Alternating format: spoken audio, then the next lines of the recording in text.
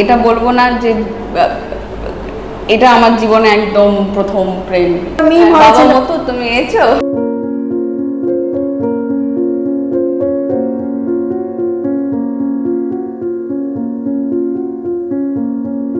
নমস্কার, নিবেদিতা অনলাইনে আমি নিবেদিতাদের স্বাগত।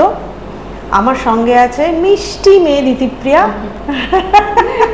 টুকটুকে মিষ্টি মেয়ে দিতিপ্রিয়া, খুব ভালো মেয়ে।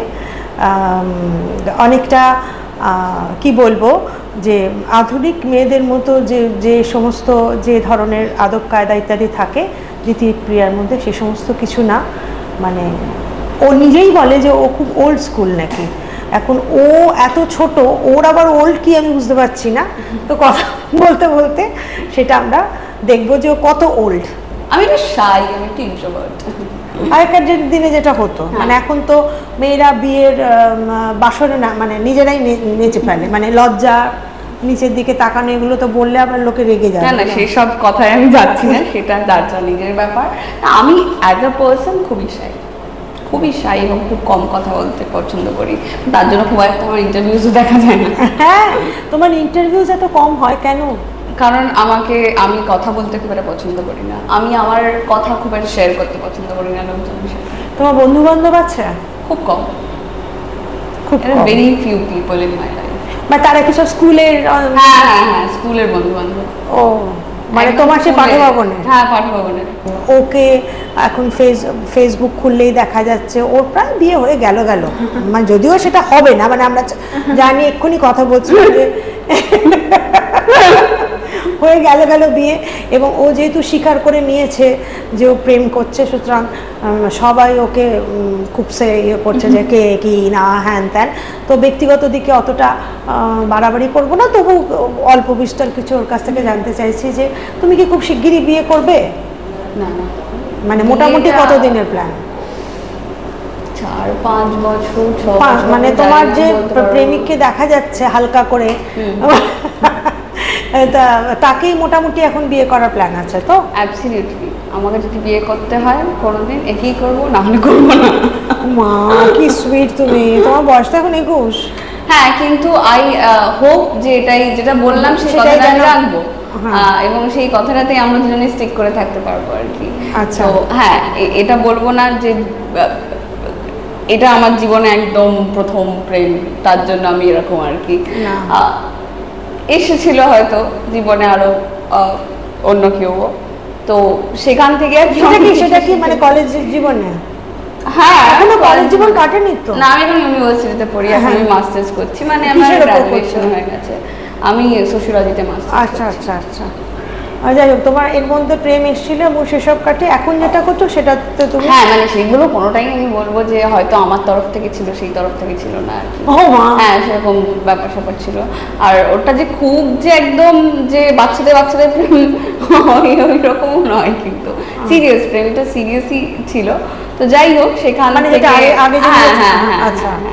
তো তারপর আর আমি সবসময় একটা জিনিস বলতাম যে আমি তবেই মানুষকে কমিটমেন্ট দেবো যখন আমি মনে করবো যে আমি কমিটমেন্টটা রাখার যোগ্য।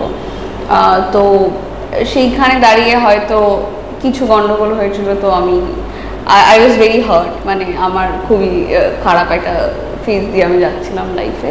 তারপর আস্তে আস্তে আবার নিজেই সরে গেছো নাকি জিনিসটা?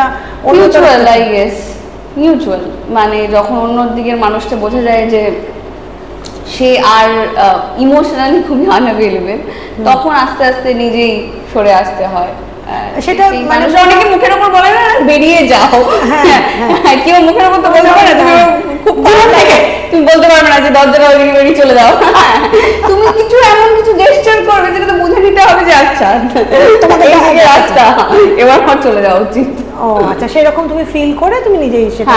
তো তারপর এইখানে এখন যার সাথে প্রেম চলছে। এবং তুমি আগে যার সঙ্গে প্রেম করেছিলে, নাম দরকার নেই, কিন্তু সে কি এই ফিল্মের সঙ্গে যুক্ত আছে? হ্যাঁ, আচ্ছা, যুক্ত ছিল। আচ্ছা, তো সেটা থেকে কেটে উঠতে তোমার সময় লেগেছে তো?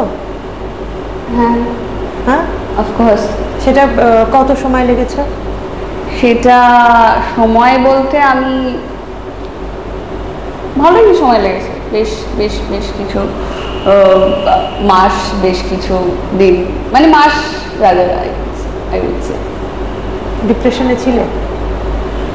হ্যাঁ, মানে মানুষের এর থেকে অনেক কিছু বেশি বেশি হয়, তো আমি বলবো না এই ছোট বিষয় নিয়ে খুব একটা মানুষের থেকে বেশি বেশি হয় মানে বেশি বেশি কিছু হয় না। না, সেটার কথা বলছি আমি, অনেক কারণে মানুষের ডিপ্রেশন হয়, আমি জাস্ট এটাই বোঝানোর চেষ্টা করছি না, যে এটা হচ্ছে কি, এটা ডিপ্রেশনটা খুব বেশি হয়। হ্যাঁ হ্যাঁ, সেটা আমি সবার সব ডিপ্রেশনকেই আমি। এটা মোটামুটি কোন বয়সে? 16-17?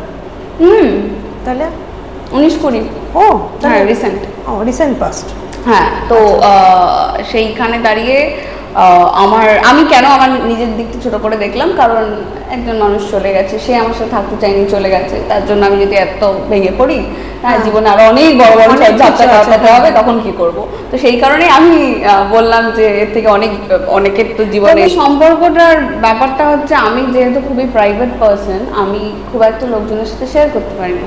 আচ্ছা, মানে দ্যাটস মাই বিগেস্ট প্রবলেম, যে আমি পারি না হ্যাঁ শেয়ার করতে। হয়তো হয়েছে প্রেম, চলে গেছে, তারপর লোকজনকে বলেছি যে আচ্ছা ছিল, হয়ে গেছে, চলে গেছে। আচ্ছা, অনেকের সঙ্গে তোমার আমার হ্যাঁ হ্যাঁ, সে তো নানা রকম, কিন্তু বেশিরভাগটাই হচ্ছে রিউমার্স, মানে আমি সেটা ওপেনলি বলতে পারি, হ্যাঁ সেটা কিছুটা ক্রিয়েটেড আর কি। এনিওয়ে, যাই হোক, তো তুমি তো মানে ছোট্ট গুড়গুড়ি অবস্থা থেকে অভিনয় করছো একদম। হ্যাঁ, আর আজকে হচ্ছে আমরা যে শুটিংটা করছি, আজকে 23 তারিখ, তার মানে কালকে তোমার রাজনীতি আসছে ইয়েতে, হইচইতে কালকে, আজকে হ্যাঁ, আজকে রাত 12টার পর থেকে হইচইতে দেখা যাবে।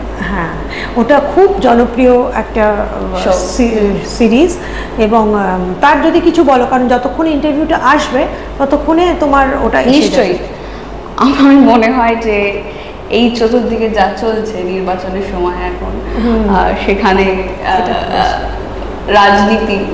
রাজনীতির গল্পটা, এবং আমার মনে হয় যে অনেকেই অনেক কথা বলে যে কোনো গল্পের সাথে কোনো মানে রিয়েলিটির কোনো মিল নেই, কিন্তু আমার মনে হয় সবকিছুই তো কোথাও না কোথাও থেকে দেখে নেওয়া, মানে যেটা আশেপাশে ঘটে আমরা সেখান থেকে তো ইন্সপায়ার্ড হই সত্যি গল্পটা বানাতে। হ্যাঁ, ওই বলে না ইন্সপায়ার্ড বাই ট্রু ইভেন্টস, হ্যাঁ সেটাও যদি আমরা নাই বলি, কিন্তু আশেপাশে হয়ে যাওয়া কিছু ঘটনাকে এদিক ওদিক করে দেখানো হয় গল্পের মাধ্যমে।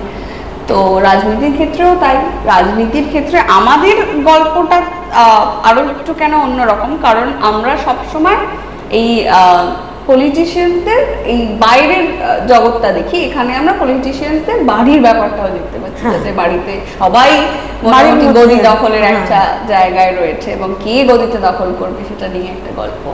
তো সেইখানে দাঁড়িয়ে রাজনীতির গল্প বাড়ির পলিটিক্সটাকেও তুলে ধরছে। ওটা আমরা একটা হিন্দি রাজনীতি, যেটা ক্যাটরিনা কাইফ করেছিল, মনে আছে তোমার? রণবীর কাপুর করেছিল, সেখানে ওই ছবিটার মধ্যে ওই বাড়ির মধ্যে পলিটিক্সটা, যদিও ওটাকে মনে করা হচ্ছিল ইন্দিরা গান্ধীকে, যদিও তোমাদেরটা সেটা নয়, আমাদেরটা আসলে এই চরিত্রগুলো কোথাও এক্সিস্ট করে না, কোথাও এক্সিস্ট করে না, কিন্তু আশেপাশে ঘটে যাওয়া হয়তো কিছু গল্পের থেকে, সেটা সেখান থেকেই, বাস্তব থেকেই তো সিনেমা আসে।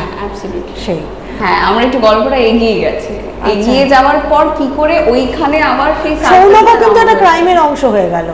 ও তার মানে তুমি সৌনকা তুমি সেটেল করে গেছো, মানে অর্জুন চক্রবর্তী আর তুমি বিয়ে করে সেটেল করে গেছো, তারপর থেকে শুরু হচ্ছে। মানে আচ্ছা, এখানে হ্যাঁ বলো। রাশি ব্যানার্জি যে গদির প্রতি খুব একটা আকর্ষণ রয়েছে সেটা একদমই, মানে ওর অন্যায়টা, কারণ ও জানতে পেরে গেছে বাড়ির মধ্যে এত কিছু ঘটনা ঘটছে, এবার চোখের সামনে দেখতে পাচ্ছে, তারপরেও ওর যে গদি দখলের কোনো আকর্ষণ আছে, গদিতে বসার কোনো আকর্ষণ আছে সেটা নয়, at the end of the day তো রক্তে রাজনীতি। মানে আচ্ছা, তোমার এই মুহূর্তে একটু অন্যদিকে চলে যাবে আবার, হ্যাঁ তারপরে আবার না হয় সব হবে। বলছে যে তোমার এই মুহূর্তে নতুন নতুন কাজ কি আছে হাতে? নতুন কাজ তো একটা তো রাজনীতি অলরেডি স্ট্রিম করছে, আবার রাজনীতি অলরেডি স্ট্রিম করছে, ওটা তো কালকে দেখছি। তাছাড়া একটা নতুন ছবি করব, সেইটাও খুব শিগগিরই হোপফুলি আমরা সেটা নিয়ে কথা বলতে পারবো। এখন সেটা নিয়ে কথা বলতে পারবো না। কে কে আছো সেটাতে? এখনো আমি মানে I am not allowed to say. Okay, মানে তুমি প্রোটাগনিস্ট? হ্যাঁ, আর নারী কেন্দ্রিক? একদম নারী কেন্দ্রিক, মানে নারী কেন্দ্রিক নয়, আমার মনে হয় যে যারা আছে সবাই খুব ইম্পর্টেন্ট, মানে চরিত্রগুলো, প্রত্যেকটা চরিত্র খুব ইম্পর্টেন্ট। আচ্ছা, এটা কি কৌশিকদার ছিল নাকি? না, হলো নতুন নতুন মানে ফিচার ফিল্ম নাকি এটা ওটিটির জন্য? না না না, ফিচার ফিল্ম। আচ্ছা, এখন এই যে ওটিটি হয়ে অনেক খুলে গেছে না রাস্তাটা? এটা তো মানে এটা খুবই কঠিন একটা প্রশ্ন। মানে রাস্তাটা খুলে গেছে মানে মানে অভিনয় করার অনেকগুলো দিক হয়ে গেছে। এখন না প্ল্যাটফর্ম বাড়ছে, আগে যেমন শুধু ছবি আর ডেইলি সব ছিল, থিয়েটার ছিল, এখন আরেকটা উইং খুলেছে আর কি, যে সবার সামনে আরো 10টা যদি সিরিজ আসে তাহলে 10টা এক্সট্রা কাজ হচ্ছে, সেখানে 10টা ভালো এক্সট্রা কাজ করতে পারছে, 10টা অভিনেতা আসছে নতুন নতুন। যাদের ট্যালেন্ট ছিল তারা বসে থাকতে হচ্ছে না, দেখাতে পারছে অন্তত। সবাই সুযোগ পাচ্ছে একটু আধটু করে। হ্যাঁ হ্যাঁ হ্যাঁ, মানে সুযোগটা অনেক বেশি পাচ্ছে আগে। আচ্ছা, এই একটু জানতে চাই যে তোমার প্রথম, তুমি তো মানে একদম ছোট শিশু শিল্পী সে শুরু করেছিলে, কারণ তুমি বললে যে তোমার বাবা এই প্রফেশনে ছিলেন। হ্যাঁ, ফলে সেইখানে থেকে তোমার একদম ছোটবেলা থেকে বাবার ইচ্ছেতেই কি অভিনয়তে চলে আসা নাকি? বাবা বা মায়ের খুব একটা কারোর ইচ্ছে ছিল না। এখন আছে, মানে এখন আছে। তুমি যখন 6 বছর বয়সে কাজ করছো? 6 বছর না, আমি 3 বছর থেকে কাজ করছি। তখন মজার ব্যাপারটা ছিল যে বাবার প্রচুর বন্ধু বান্ধব আমাদের বাড়িতে আসতেন, আর তারা এরকম মাকে বলতো যে অলোকদা বাড়ি আসার আগে মেয়েকে একটুখানি 2টো সিন করে নিয়ে চলে আসবো, আমরা নিয়ে যাব, নিয়ে চলে আসবো। তো মা বলছে ও তো একা তো খাওয়াতে হবে, করতে হবে, তোমাকে তুমি চলো মেয়েকে নিয়ে গিয়ে 2টো সিন করিয়ে বাবা বাড়ি আসার আগে, ধরো আমার 11টায় স্কুল ছুটি হলো, আমি 12টায় গেলাম, 2-3টের মধ্যে আমাকে করিয়ে দিয়ে বাড়ি ছেড়ে দিত। তুমি সেটা পারতেও? হ্যাঁ, এবার সেটা মানে আমি জানি না কি করে পারতাম। 2-3 বছর বয়সে কি ছবি করেছো, কি নাম মনে জানো? আমি একটা ডকুমেন্টারি করেছিলাম ডিডি বাংলার জন্য, একটু আমার মনে আছে, যে একটা কোনো বাচ্চাদেরকে নিয়ে চিলড্রেন্স ডে যেটা হচ্ছিল সেখানে বেসিক্যালি গেছিলাম আমি। আমার একটা ডগি আমার বাড়িতে যে ল্যাবটা ছিল তার ডাক পড়েছিল। হ্যাঁ, বাবাকে বললাম না, বাবার বন্ধু বান্ধব যায় তোর বাড়িতে নিয়ে চলে আয়। হ্যাঁ, তো আমি গেছিল বেসিক্যালি আমার কুকুর। হ্যাঁ, মানে আমার বাড়ির যে পোষ্য সে গেছিল ওখানে অভিনয় করতে।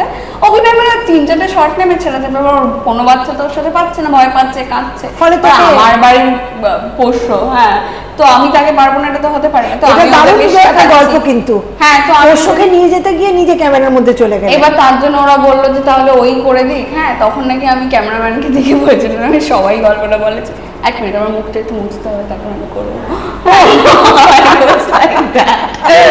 তো সেইখান থেকে তারপর ওখান থেকে আস্তে আস্তে বললাম বাবা এলো কি মা নিয়ে যেত। তারপর বাবা জানতে পারলো যে বাবারই তো বন্ধু বান্ধব আরো বাকিরা বলে যে এই তোর মেয়েকে তো দেখলাম। তো মায়ের সাথে মা বলেছে যে দেখো ও তো ভালো করছে বেশ। হ্যাঁ, তো যতদিন ওর যতক্ষণ মনে হচ্ছে, এবার আমার খুব ইচ্ছে থাকতো যাই গিয়ে করি আচ্ছা তো হ্যাঁ করি। হ্যাঁ, আমি খুব বলতাম যে যাবো, আমার খুব মজা লাগে। তো মজা করতে করতে আস্তে আস্তে। আরে বাবার বন্ধু কারা, একটু নামি বন্ধু বান্ধবরা আছেন? মানে তখন যারা করতো, এখন তো মানে তখন যারা আমি বলছি ডেইলি সোপে প্রোগ্রামিং করতো বা এরকম করতো, তাদের এখন আর তারা কাজ করে না খুব একটা বেশি। তবে তখন তারা অনেক ডেইলি সোপের প্রোগ্রামিং করছে, তো তার জন্য আমাকে নিয়ে। আচ্ছা, তোমার বাবা তো একটা বড় ইয়ে থেকে, জার্নি থেকে উঠেছে, সেইটা একটু তোমার সেই তোমার বয়সটা, সেই সময় তোমাদের পরিস্থিতিটা একটু বলো। বাবার বয়সটা কত তখন? কি তুমি রানী রাসমণি করছো? না, ঠিক তার আগের বছর, আগের 2 বছর আগে। আমার ক্লাস 8-9 তখন। আচ্ছা, আমার 12-13 বছর বয়স হবে। 13 হ্যাঁ, 12-13 বছর বয়স হবে। তো বাবার ক্যান্সার ধরা পড়লো। তারপর না, বাবার রেকটাম ক্যান্সার ধরা পড়লো। তো সেইখান থেকে নানা রকম ঝড়ঝাপটা যেরকম হয় আর কি। এবং আমরা নামটা শুনলেই তো বাড়িতে একটা, হ্যাঁ মানে কোনো একটা নর্মাল মধ্যবিত্ত ফ্যামিলিতে সার্ভাইভার আমি জানি। হ্যাঁ, তো আমার বাবা এখন অলোকে। তো এরকম যখন প্রথম হয় তখন শুনেই সবার মানে মাথায় বাজ ভেঙে পড়ার মতন ব্যাপার। তো আমার খুব একটা, তখন আমি খুবই ছোট, আমার কোনো আইডিয়া ছিল না। সেই মোমেন্ট থেকে আস্তে আস্তে বোঝার, মানে আমাকে আমি একটাই কথা বারবার বলি, বাবার শরীর খারাপটা নিয়ে আমাকে খুব তাড়াতাড়ি বড় করে দিয়েছে, আরও বেশি উৎসট করে দিয়েছে। কারণ তখন পুরো ফ্যামিলির দায়িত্বটা আমার উপর পড়ে, এবং বাবার ট্রিটমেন্ট থেকে শুরু করে বা যাই হোক হোয়াট এভার, মানে ফিনান্সিয়াল খানিকটা ইয়েও তোমার ওপর ছিল? খানিকটা না, অলমোস্ট পুরোটাই। হ্যাঁ, তো ওরে বাবা, সে তো সাংঘাতিক। হ্যাঁ, এবং তোমাদের একটা কথা জিজ্ঞেস করছি, তোমরা মানে এটা তোমরা যে বাড়িটায় থাকতে কি করতে সেখানকার, সেটা নিজেদের বাড়ি ছিল? হ্যাঁ, বাবাদের নিজেদের বাড়ি, পুরোনো বাড়ি ছিল। সেই বাড়িটা জয়েন্ট ফ্যামিলি ছিল, এবং তখন ওখানে বাবা যত শরীর খারাপ হয়েছিল এই হয়েছিল, আমাদের আরো বড় একটু স্পেসের দরকার ছিল, তাই বাড়িও ছেড়ে চলে আসতে হয় আমাদেরকে। আমরা অন্য জায়গায় শিফট করে যাই, রেন্টে চলে যাই। তারপর তো এখন তো আমি আমার মধ্যে 16 বছর বয়সে আমি ফ্ল্যাট কিনেছি। আমার কত বছর বয়সে ফ্ল্যাট কিনেছো? 16। এবং সেটা কোথায় কিনেছো তুমি ফ্ল্যাটটা? বাবার বাড়ির পাশে। মানে মানে বাড়ি কোথায়? টলিগঞ্জ। টলিগঞ্জে, আচ্ছা। প্রপার একদম টলিগঞ্জে। ওখানে আমরা, যেখানে আমার বাবা আমি সবাই ওখানেই, আমাদের জন্মকর্ম ওখানেই, বড় হওয়া। তুমি তো মানে মানে একেবারে বাড়ির মানে যাকে বলে মাথা, মানে সেই জন্যই তুমি এত ম্যাচিওর। হ্যাঁ, বাড়ির মাথা মা। ওরে বাবা, না না, আমি এটা বলছি না, আমি তা বলছি না, মা বাড়ির মাথা মা, কিন্তু আমি বলতে চাইছি মানে সেইভাবে দিক থেকে। তুমি একটা ইন্টারভিউতে বলেছিলে যে আমি সিনেমায় নাবার যদি আমার অর্থনৈতিক প্রয়োজনটা না হতো, আমি তাহলে 3 বছর গ্যাপ নিতাম। হ্যাঁ, সেটা হয়তো আমার ডেলি সোপের পরে আমি নিতাম। হ্যাঁ, কারণ লোকজনকে ভোলার সময় দিতাম না। আমাকে অনেকেই বলেছিল যে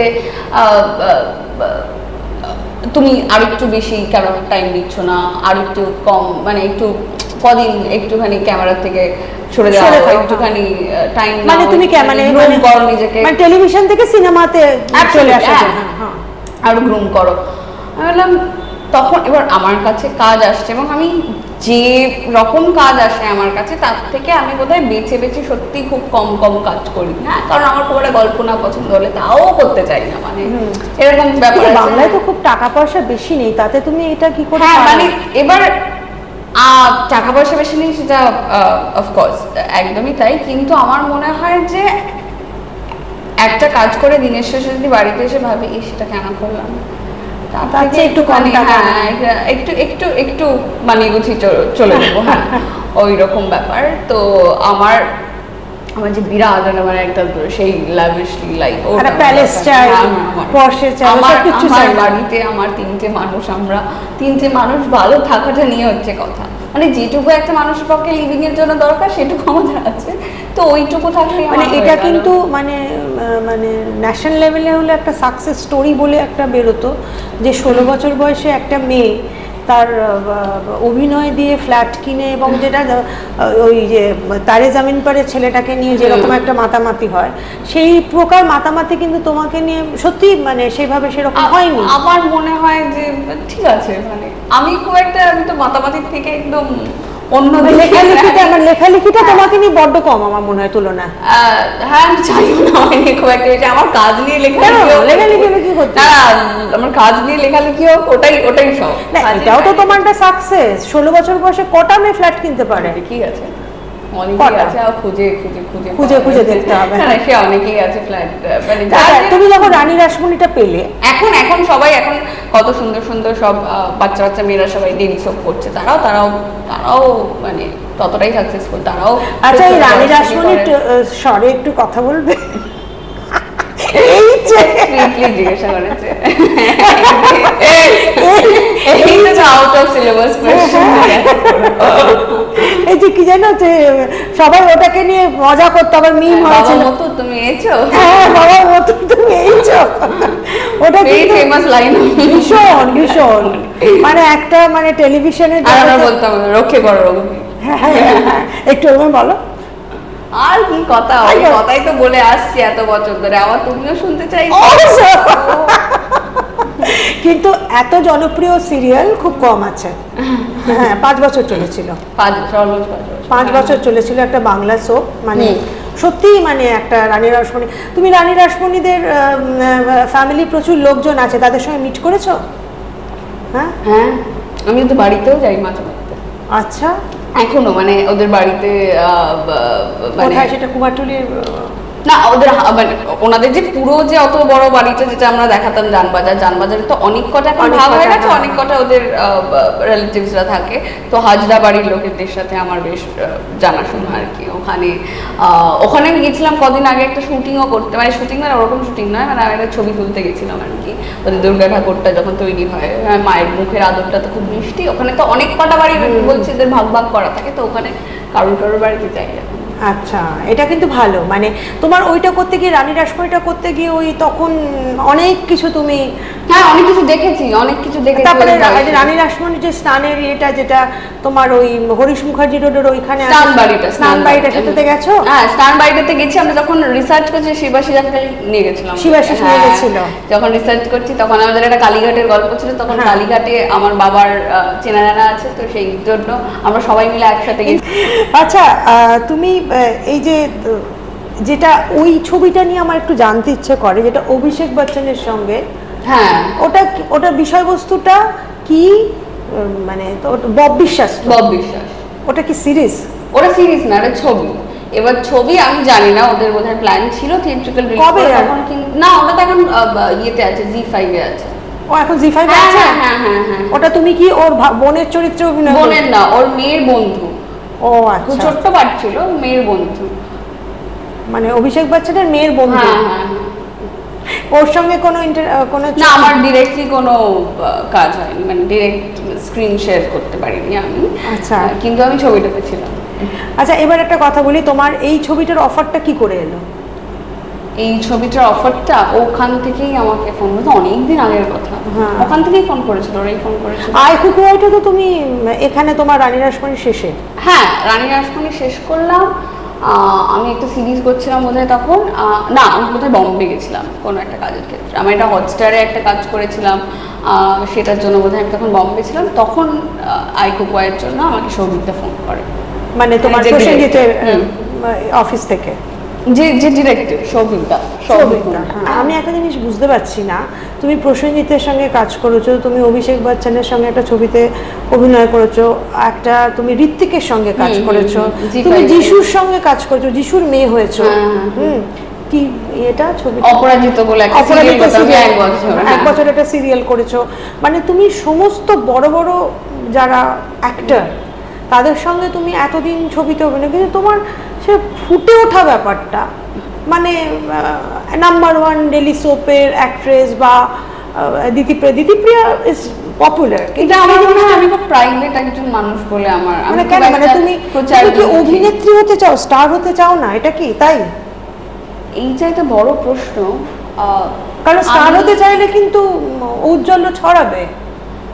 এবার স্টার হওয়ার জন্য ঠিক আমি এখানের কন্ট্রোভার্সিয়াল কথাবার্তা আমি বলতে চাই। বলো না, এটা কি কন্ট্রোভার্সিয়াল? না সেটা না, আমি মানে এই ইন্ডাস্ট্রিতে দাঁড়িয়ে এখন স্টার হওয়ার স্বপ্নটা দেখা সত্যি অনেকটা বড় ব্যাপার।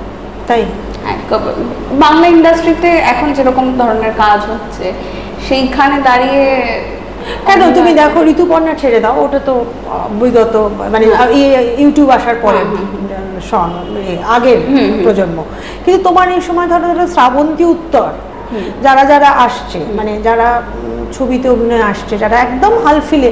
আচ্ছা, একটা বিষয় আমার জানতে ইচ্ছে করে, তুমি এত ভালো অভিনয় করছো, হ্যাঁ, কিন্তু এত বড় বড় লোকেদের সঙ্গে কাজ করেছো, এত ভালো কাজ করেছো, এত বেশি কাজ করেছো, এবং তোমাকে সবাই চেনে, কিন্তু আমি বিভিন্ন জায়গায়, মানে তোমার স্টার হওয়ার ইচ্ছে না অভিনেত্রী হওয়ার ইচ্ছে, তোমাকে ফুটে থাকতে দেখি না। তোমাকে ফুটে থাকতে দেখি না। একজন ভালো অভিনেত্রী কি স্টার হতে পারে না? হ্যাঁ পারে। তাহলে সেটাই, আমি সেই পথে এগোবো, ভালো অভিনেত্রী হয়ে স্টার হবে। মানে তুমি ঋতুপর্ণা হতে চাও না স্বস্তিকা হতে চাও নাকি? আমি দিতিপ্রিয়া রয় হতে চাই। আচ্ছা, আমি একটা নাম করে বলছি, নতুন যারা খুব ভালো কাজ করেছে, ধরো সৌমিত্রিষা বা তোমার সৌরসেনী, এরা যারা কাজ করছে, হ্যাঁ, এদের আমি বিভিন্ন পার্টিতে গিয়ে যেভাবে দেখি তাদেরকে, মানে মানে যেন মানে উজ্জ্বল একটা উপস্থিতি, মানে চোখে জিজ্ঞেস করি, আমার তো বয়স হয়েছে, আমি অত নামটা মনে রাখতে পারি না, আমি জিজ্ঞেস করি এরা কার, আবার খুব ফেমাস, এবার আমি খুঁজি, আমি কিন্তু খুব বেশি তার ব্যাকগ্রাউন্ডে মানে গিয়ে, এরা যদিও সৌরসেনী অনেক কাজ করছে, সৌমিত্রী সব দেবের সঙ্গে কাজ করেছে, ওরা খুব ভালো কাজ করছে, কিন্তু স্টিল আমার মনে হয় যে উজ্জ্বল হয়ে জেগে থাকা যে ব্যাপারটা, আমি উজ্জ্বল হয়ে জেগে থাকতে পারি না। আমার একটু আমি একটু শাই, আমি প্রথমেই বললাম আমি খুব একটা পার্টিতে যেতে পছন্দ করি না। আমাকে না তো তুমি কোনো ইভেন্টসে দেখবে, খুব কম আমি কোনো অ্যাওয়ার্ড সেরিমনিতে যাই, খুব কম।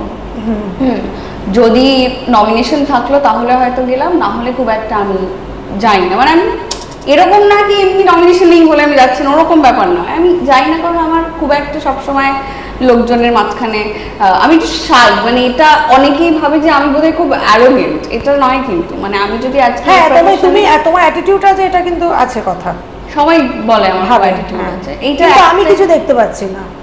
এটা একটাই সমস্যা হচ্ছে যে লোকজন ভাবে, কারণ আমি একটু কম কথা বলতে পছন্দ করি প্রথমত, দ্বিতীয়ত হচ্ছে আমি সব জায়গায় যেতে পছন্দ করি না, কারণ আজকে হয়তো যদি এই প্রফেশনে আমি না থাকতাম, আমি একটা অন্য লাইফ লিড করতাম, মানে অন্য লাইফ লিড মানে পার্টির বাইরে, মানে পার্টি ইভেন্টস এইসব আলো ঝলমলে ব্যাপারটাতে থেকে আমি একটু দূরেই থাকতাম হয়তো। তো আমি সেরকমই একটা মানুষ, এবং সারাক্ষণ ওই ঝলমল, সারাক্ষণ আমার শুধু ওই ঝকঝকে ঝলমলে ব্যাপারটা শুধু ক্যামেরার সামনেই পছন্দ, যখন আমি অভিনয়টা করছি সেইটুকু। কিন্তু টাটিতে কোথাও তোমার পছন্দ? আমার করে পছন্দ করে না, একদম পছন্দ করি না। তোমার বয়ফ্রেন্ডও পছন্দ করে না? না। তাই? সেও কি তোমার মতো শাই আর প্রাইভেট? হ্যাঁ, এবার আমাদের ব্যাপারটা হচ্ছে আমরা যতই বলি না কেন শাই, আমাদের ছোট একটা গ্রুপ আছে, হ্যাঁ, যে একদম আমাদের ভাই বোনরা, আমার বন্ধু বান্ধব, বন্ধু বান্ধব, হ্যাঁ, কিন্তু আমার ফ্যামিলি ভাই বোনরা, হ্যাঁ, সেইখানে কিন্তু আমরা একদম ডিফারেন্ট মানুষ, মানে সেইখানে আমি সেই পার্টিগুলোতে আমি যেতে পছন্দ করি যেখানে আমার বাড়ির লোকজন থাকবে, যেখানে মানে আমাকে এক্সট্রা করে এফোর্ট দিতে হবে না। মধ্যবিত্ত মূল্যবোধটা এবং কালচারটা এখনো তোমার মধ্যে রয়েছে, মধ্যবিত্ত মানসিকতা নিয়ে একটা 11 বছর। সবাই এখানে যারা বাংলায় কাজ করে কেউই আমার মনে হয় না, মানে সবাই মধ্যবিত্ত, হয়তো কেউ একটু, সেটা আমি বলছি অন্য কারণ নেই, আমি বলছি যে অন্য মানুষজন যে এইগুলো করতে ভালো লাগে, তারা সোশ্যালাইজ করতে পছন্দ করে, আমি একটুখানি নই, আমি একটুখানি বাড়িতে থাকবো, ঘরে থাকবো, বাড়ির বন্ধু বান্ধবদের সাথে বা স্কুলের বন্ধু বান্ধবদের সাথে বাড়িতে বসে আড্ডা দেবো, এইরকম বই পড়া। হ্যাঁ, তুমি পড়ো কখন? রাত্রিবেলা। কটা অবধি?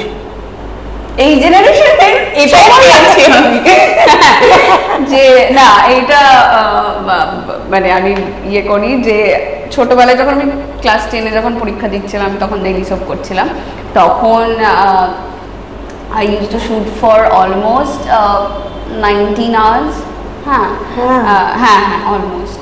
তো সেইখানে দাঁড়িয়ে আমার পরীক্ষা দেওয়া, ওখানে কাজ মেনটেন করে, এক্সাম দিয়ে বাড়িতে এসে পড়াশোনা করে, সেটাতে আমি খুব ইউজড টু ব্যাপারটা।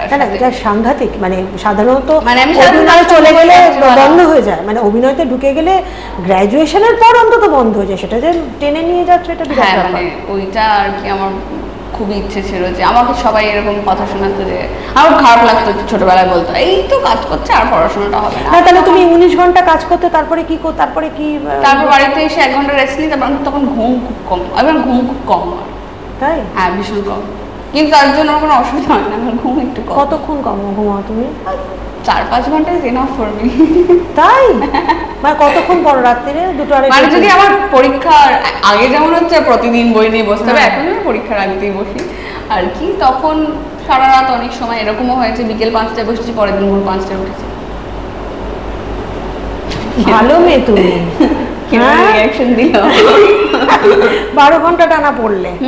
আমার এবার তুমি ভাবো একটা মানুষ যে সারাক্ষণ কাজ করে না, তাহলে আর শেয়ার করা দরকার এবার তারপর সে কোথায়, তো ওই অবস্থা আমি কোন পার্টি। মাস্টার্সের পরে কি তুমি এই প্রফেশনটাতে আরো একটু বেশি ইয়ে পড়াশোনার দিকে না, মানে এই ফিল্মের দিকে আরো একটু বেশি? আমি দেখি আরেকটা হয়তো মাস্টার্স আমি ফিল্ম স্টাডিজের উপর করতে পারি।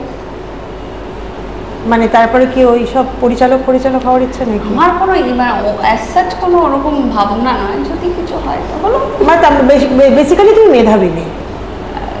যদি তাই বলো তাহলে তাই। তোমার বয়ফ্রেন্ড কতদূর পড়াশোনা করেছে? সে এখনো গ্রাজুয়েশন করছে। তোমার চেয়ে ছোট? না না, আচ্ছা, তা আমার থেকে বড়, কিন্তু সে এখনো গ্রাজুয়েশন করছে, কারণ সেও এমন জায়গায় জড়িয়ে আছে যে তারও কাজটা সামলাতে হয়। কি সাবজেক্টের উপর করছে? ও যে হিস্ট্রির উপর গ্রাজুয়েশন হ্যাঁ। করছে, অথচ ফিল্ম জগতের সঙ্গে যুক্ত নয়, না, খেলার জগতের সঙ্গে যুক্ত। কোন জগৎ ও জানে ভালো মতন ও বলতে পারবে না। আমি তো যে মানুষটাকে ভালোবাসি, কোন জগৎ কোন প্রফেশন খেলা খেলা কি আমি জানি না। মানে তোমার মানুষটাকে ভালোবাসতে হবে, সে কি খুব কলকাতা শহরে থাকে? না, কলকাতায় থাকে না। আচ্ছা, সে কি প্রকৃতির? সে কি প্রকৃতির? ভালো মানুষ।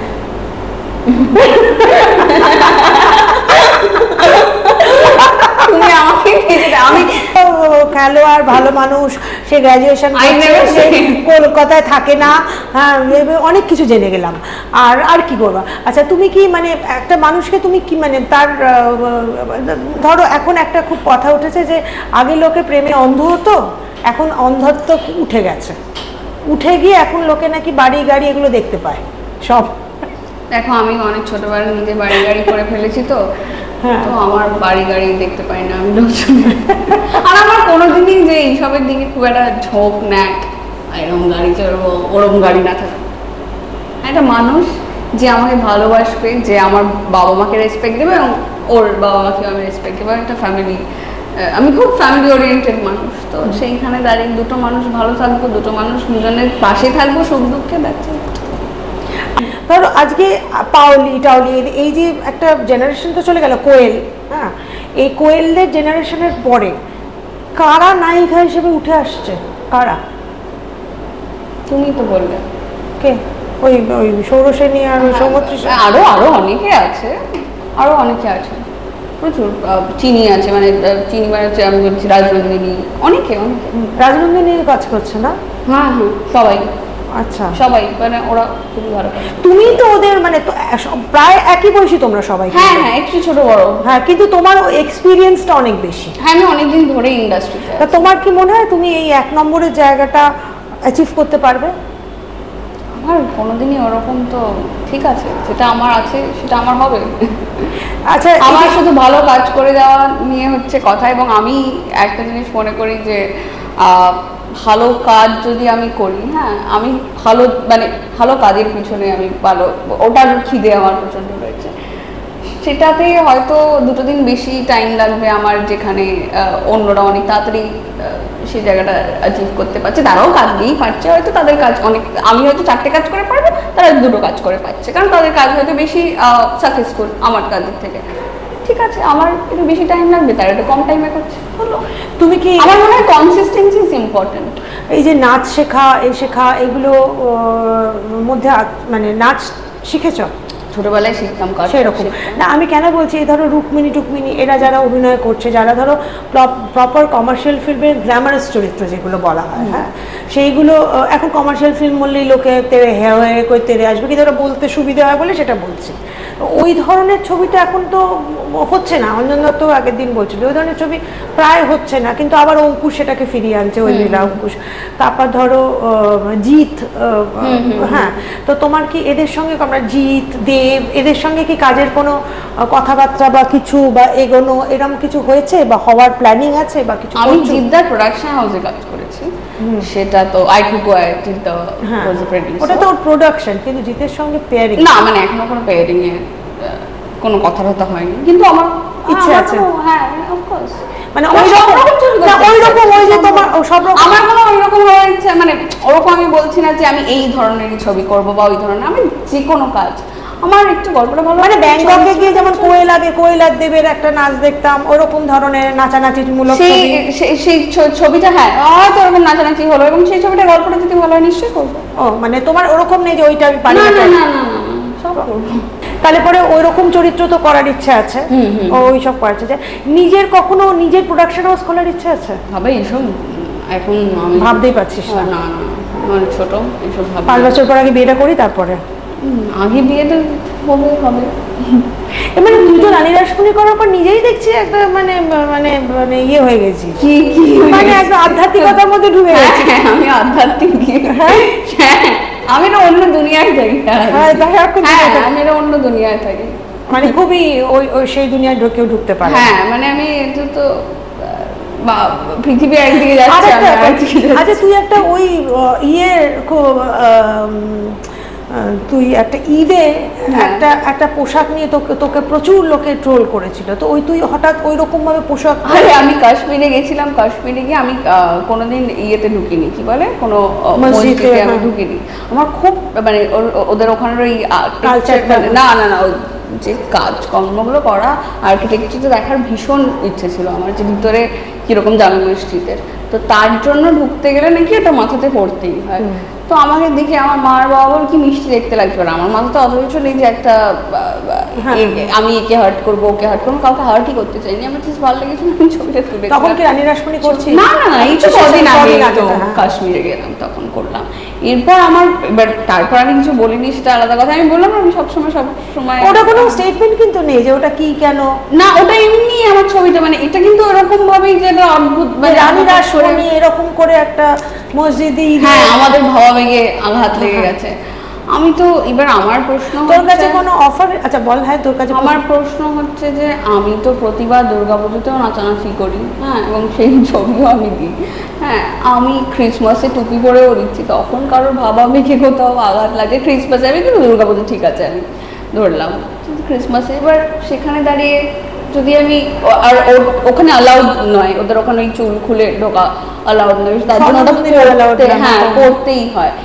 তো এবার সেখানে গিয়ে আমি এটাও দেখেছিলাম যে একটা জায়গায় লেখা আছে দিতিপ্রিয়ার বয়ফ্রেন্ডের জন্য কি দিতিপ্রিয়া এরকম, হ্যাঁ হ্যাঁ, এগুলো খুবই আমার খুব মানে একটা টাইমের পর খুব হাসিও পায়, খারাপও লাগে, কিন্তু জিজ্ঞেস করেনি তুই স্টেটমেন্ট? হ্যাঁ, আমার জিজ্ঞেস করেছে, আমি স্টেটমেন্ট তখন দিতে আমার ইচ্ছা হয়নি, দিইনি। কেন এত এক্সাইটমেন্ট দিলে কি হয়? না, ভালো লোকে যদি কারোর যদি কোনো কিছু ভেবে খুব ইচ্ছে ভালো লাগে, তো দিতিপ্রিয়াকে নিয়ে এত ভাবছে তারা ভেবে ভালো লাগছে, তা আমি ভালোটা লাগতে দিলাম। যতক্ষণ না সেটা খুব খারাপ এটা হার্ম করছে আমাকে, ততক্ষণ আপনারা ভাবুন, যতক্ষণ আমাকে হার্ম করবে তখন না হয় আমি খোঁজ করবো। আচ্ছা, তুই কতটা আধুনিক? আচ্ছা, তুই কি বয়ফ্রেন্ডের সঙ্গে আলাদা একা বাইরে বেড়াতে যাস? না, আমার বাড়ির থেকে আলাদা করে না। এই মানে এখন তো সবাই, আমার বাড়িতে ভীষণ বাঙালি বন্ধুবিত্ত ফ্যামিলি, ঠিক আছে? হ্যাঁ, আমার বাড়ির থেকে বিয়ের আগে বাইরে বেড়াতে যাওয়া অ্যালাউড না। বাইরে, হ্যাঁ হয়তো এরকম সিনেমা নেওয়া বলছি না, না না না না সিনেমা না, বুঝতে পেরেছি, মলডিভস এই না, আমার বাড়ির থেকে অ্যালাউ করবে না। তুমি আলাদা ও আলাদা সেটা আলাদা কথা, বা সবাই মিলে আমরা ঘুরতে যাই সেটা আলাদা, যে ফ্যামিলি সবাই আছে সেটা তো আলাদা আলাদা করে। আমার বাড়ি আমার বাড়ি কেন, ওর বাড়ি করবে না। তো এবার জিজ্ঞেস করি যে এই যে তো একটা ছোট র্যাপিড ফায়ার করে নি। হ্যাঁ হ্যাঁ একদম। আচ্ছা আচ্ছা, আমি একটা ছোট্ট র্যাপিড ফায়ার করি। আচ্ছা, প্রসেনজিৎ না জিৎ? আমি যেহেতু কাজ করেছি, মানুষটাকে বেশি চিনি, তার জন্য প্রসেনজিৎ। আচ্ছা আচ্ছা, দেব না জিৎ? দুজনেই, কিন্তু দেবদা একটু বেশি। কেন? কারণ ওই ছোটবেলায় দেবদার প্রচুর গান শুনতাম। ও মানে কোয়েল জিতের গানগুলো তখন শোনা হতো না? না না, আমি যখন আমার সেন্স হয় তখন দেবদা আর কোয়েলদির ওই সিনেমাটা বেরিয়েছিল, আমি বলছি এটা গান ছিল না রিমঝিমের ধারাতে, ওই আমি শুনতাম। ও সেই জন্য ছোটবেলার ওই স্মৃতিটা থেকে। আচ্ছা আচ্ছা, জিৎ বেচারা ঢুকতেই পারছে না। হ্যাঁ, জিৎদা খুব ভালো প্রোডিউসার আমার সাথে। প্রোডিউসার? হ্যাঁ, না না, আমি বলছি, আমি স্ক্রিন শেয়ার করার ক্ষেত্রে যদি বলি যে আমি একটা ছবি করেছিলাম দেবদাকে নিয়ে, যে দেব আই লাভ। হ্যাঁ, দেব আই লাভ। কিন্তু আমি ওরকম ডাই হার্ড ফ্যান না, কিন্তু ভালো লাগে আমার। আর জিদ্দা খুবই মিষ্টি, তো মানে জিদ্দার সাথেও আমি কাজ করেছি। সান্তনা পুরস্কার হচ্ছে না, একদম জিদ্দার সাথে আমি একটা পারফরমেন্সও করেছি, আমাদের একটা ইয়েতে একটা নন ফিকশন একটা পারফরমেন্সও করেছি। আচ্ছা, এবার তোমার জিজ্ঞেস করি, ঋতুপর্ণা না স্বস্তিকা? খুব ডিফিকাল্ট। স্বস্তিকা মুখার্জি। আমি বুঝতে পেরেছি। ডেফিনেটলি, হ্যাঁ, খুবই ডিফিকাল্ট উত্তরটা দেবো। একজনের সাথে কাজ করেছি, একজন মানুষের সাথে কাজ করিনি, তো দুজনে দু রকম, এখানে তুমি আমি জানি দুজনে দু রকম, I know, that's very I can't pick one. পারবে না? না। আচ্ছা -5। আচ্ছা, মানে খুব কমন কোয়েশ্চেন এটা, শাহরুখ না আমির? শাহরুখ খান। শাহরুখ খান, আচ্ছা। তাহলে মানে আমির খান খুব ভালো অ্যাক্টর, কিন্তু এই শাহরুখ খান হচ্ছে এই লাস্ট ছবিটিও যেটি মানে আমি বলছি যে জওয়ান, লাস্ট ছবিটিও যেটি বানালেন এই বয়সে এসেও, সত্যি আমি গল্পটার ক্ষেত্রে বলছি খুবই ভালো লেগেছে আমার। আর ওই রকম ইয়ের জন্যে যে অত সুন্দর করে পুরোটা। আচ্ছা, ঋত্বিক না অনির্বাণ? আরে বাবা, তুমি তো মোটামুটি আমাকে, একজনের সাথে খুব রিসেন্টলি কাজ করলাম, ঋত্বিক দার সাথে কাজ করে, অনির্বাণ দার সাথেও কাজ করলাম। কি করলি অনির্বাণের সাথে? অনির্বাণ দার সাথে করলাম হচ্ছে অথৈ। অথৈ করলি না?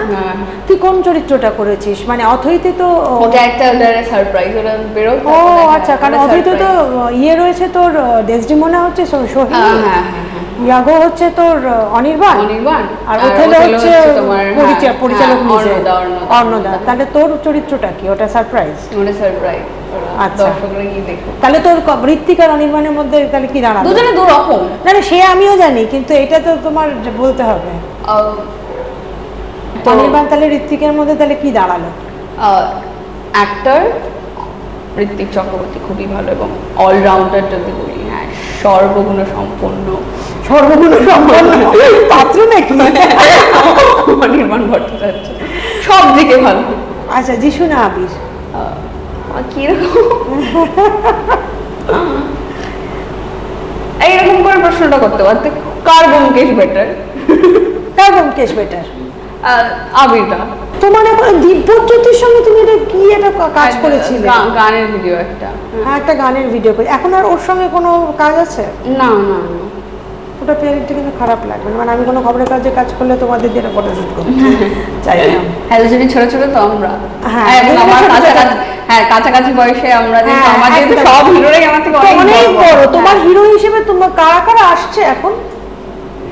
আমার হিরো হিসেবে কারা কারা আসছে আমার সাথে? আমি কাজ করেছি সুহদ্র, হ্যাঁ এই সুহদ্র, বিক্রম দা, হ্যাঁ বিক্রম, আমাদের সৌরভ দাস, হ্যাঁ হ্যাঁ, তো সেরকম অনেকেই আছে। তোমার যেটা আসল রিলেশনশিপ সেটা তোমার এখন চলছে। রিভু ডাক নাম, ভালো নাম আমরা জানি না, হ্যাঁ, কিন্তু তিনি খেলোয়াড় ইত্যাদি। তাহলে আমি বলিনি কাউকে, তুমি বলনি, কিন্তু আমরা জানি। আমি জানি না, নো কমেন্টস।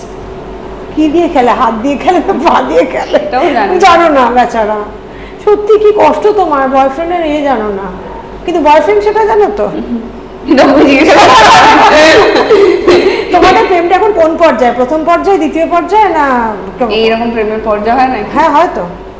রানী রাসমণি সেজেছো, তুমি জানো না প্রেমের পর্যায়ে হয়? তখন সেকেলে তো আর এত প্রেম টেমের মালাই ছিল নাকি বাপু, এখন আছে। হ্যাঁ, এখনকার দিনে ছেলে পুলেরা সব প্রেম টেম করছে, আমাদের সময় তো ছিল না। যে ছেলেকে দৌড়ে দিত বাড়ির তরফ থেকে তাকেই বিয়ে করতে হতো। এটা রানী রাসমণি, ঠিক আছে, নট দ্বিতীয় রয়। তো এখন যে তোমার সঙ্গে যে এই মুহূর্তে যার সঙ্গে তোমার প্রেম চলছে এবং বিয়ে করবে বলে তোমরা মনস্থির করেছো, তারা এখন কি পর্যায়ে, মানে কিরকম, মানে ইট ইজ জাস্ট শুরু না খানিকটা এগিয়ে গেছে এরকম?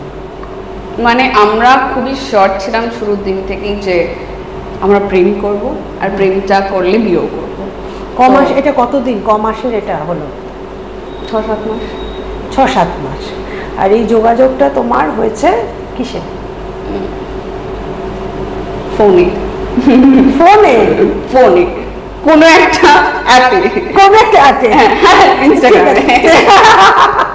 ঠিক আছে, এর বেশি আর আমরা পারছি না এখানে। তাহলে আমরা দিতিপ্রিয়ার সঙ্গে গল্পটা শেষ করি। কিন্তু হ্যাঁ, দিতিপ্রিয়ার মাও আছেন যিনি ভীষণ ওনাকে ইন্সপায়ার করেন। তাকে তো আমরা প্রথমে ভীষণভাবে তাকে আমরা অ্যাপ্রিসিয়েট করব, এবং উনি দিতিপ্রিয়ার বন্ধুও বটে।